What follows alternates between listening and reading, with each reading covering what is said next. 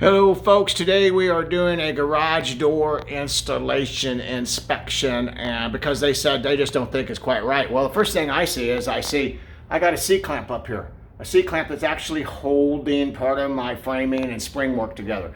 All right, well, right now we already know that either somebody screwed up or forgot to take it, or they actually think this is a done deal. So anyway, we come back through here. Oh, this is just so crazy. Come back through here. And but I'm looking at this garage door. Look at this garage door.